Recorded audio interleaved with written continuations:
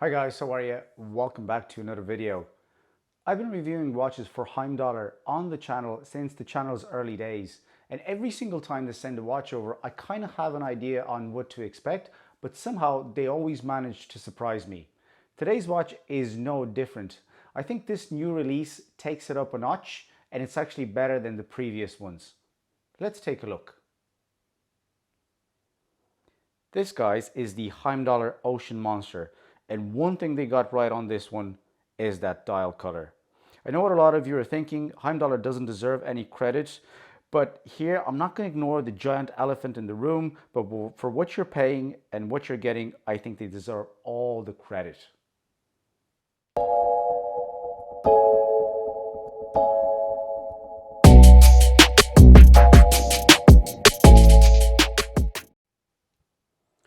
So guys, this is the Heimdallr Ocean Monster.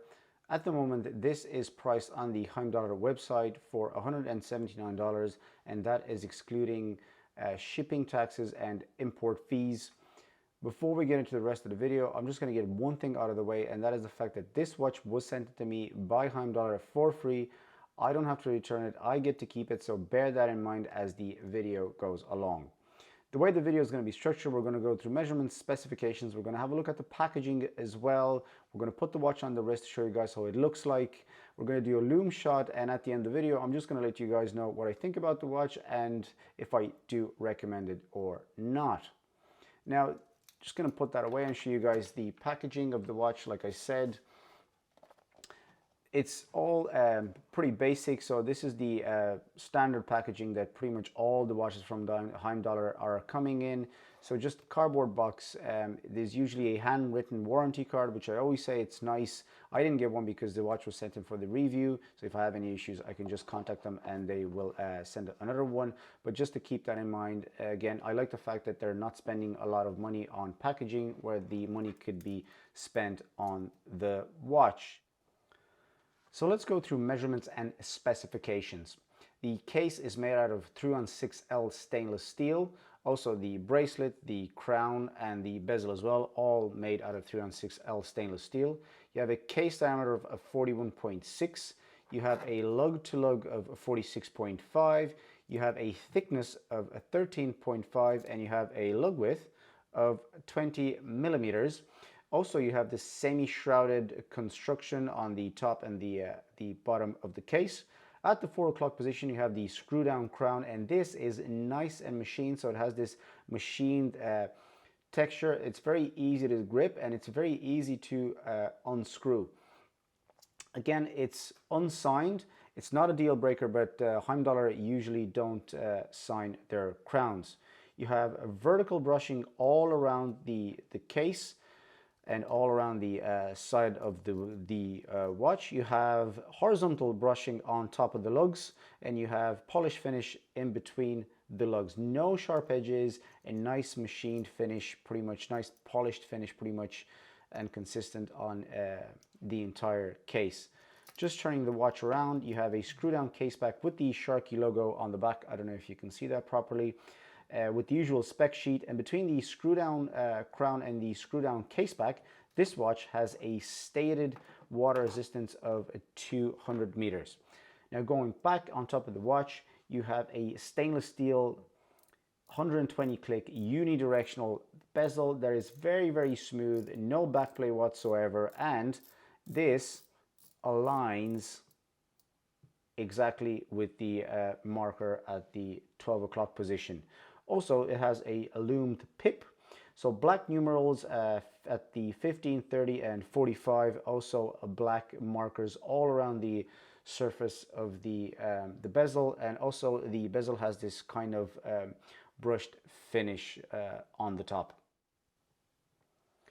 Covering the dial, you have this slightly domed piece of sapphire crystal with AR coating. So the dial is very visible from all angles. Again, I went for this dark blue version, and like I was saying, the color on this really pops out. I'm just going to get the camera to really focus there for you guys to have an idea.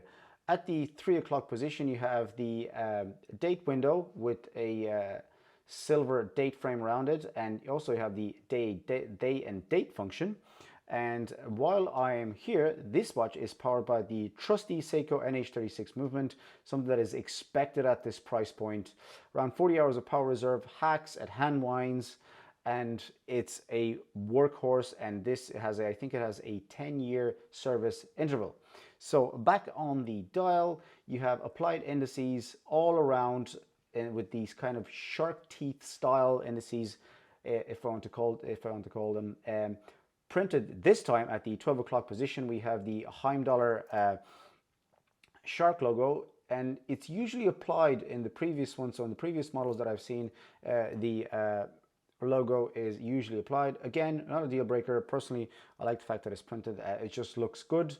At the 6 o'clock position, you have also printed automatic divers 200 meters.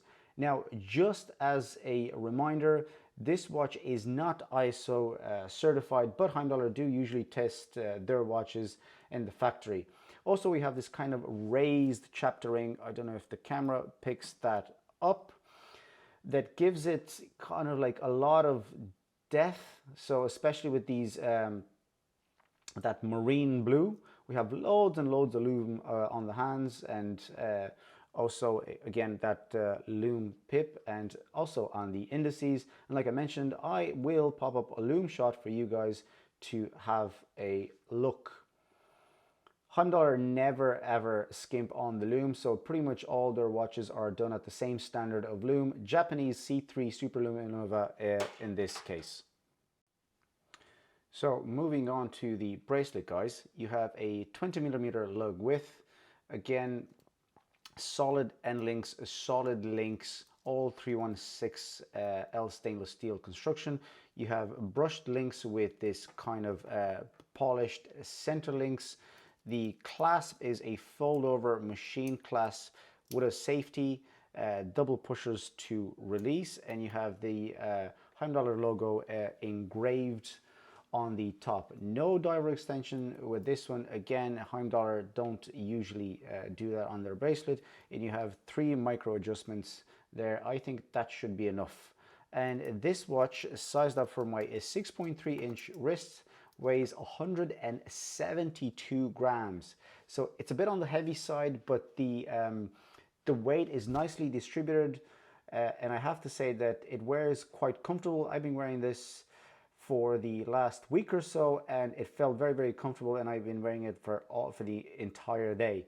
Now, pretty much now I feel that I covered everything about the design and the specs, and it's time that I tell you the only thing that I think could be better about this watch, because I don't have a lot of comments in terms of bad things about this watch, because like I said, I think they got it right, and I think they got a good balance between quality and price. And I want to say that it's already a complete package, but long story short, the only thing they could do better on this one is the bracelet. And the reason why I'm saying this is because the rest of the watch is pretty damn good, and the bracelet is not specifically on par with it. It's just that the finishing in between the lugs here is not the best. I mentioned that to the people at Heimdallr, and they said that this would be rectified. But again, when I say that it's not on par, I mean it's just a little bit, and it's just, I think it's just me nitpicking there. I don't know if the camera can pick that up. I'm just trying to show you guys, but again, you can barely see it, not even. So that was just me looking through the things that I could possibly find wrong, and that was the only thing that I could get. And look, at what Heimdallr managed to do here for the price is pretty damn impressive. And I know that a lot of people out there would say that Heimdallr shouldn't take any credit for the design, but it's fine. Like, I'm fine with that. But I'm getting to the point that I wanted to avoid, and the fact that, like, look, Hardlex crystal versus sapphire crystal, and you know what I'm talking about. Machine clasp, Seiko movement inside. So again, I wasn't going to mention this, but I will do this. And you know, if the finishing between the links is not that great, so what? Like, I can live with that. Again, this one has a machine clasp, and the other one has a stamp clasp, and it costs 3 times more. So frankly, I'm pretty satisfied with it, especially for the price. And what I do like is the fact that Heimdallr did actually listen, and Heimdallr actually created a perfect finish for the price of the watch. Now let's put this on the wrist and show you guys what it looks like. There it is. So it's more like an overhead shot, but again, so this is for reference, a 6.3 inch wrist. Very, very comfortable, and it wears very, very nice. It's evenly and well distributed weight. So again, cannot complain. I had this on for a few days straight. I sleep with a watch on my wrist. I don't take them off at night. And again, no issue. And it doesn't feel heavy for 172 grams. It does not feel heavy at all. So that was it, guys. That was my review for the Heimdallr Ocean Monster. Let me know in the comment section below what you think about Heimdallr's new release, if this is something that interests you. Thank you very much for listening to me talk about watches. Click a like, subscribe to the channel if you haven't so, and I will see you guys in the next video. Peace, see ya.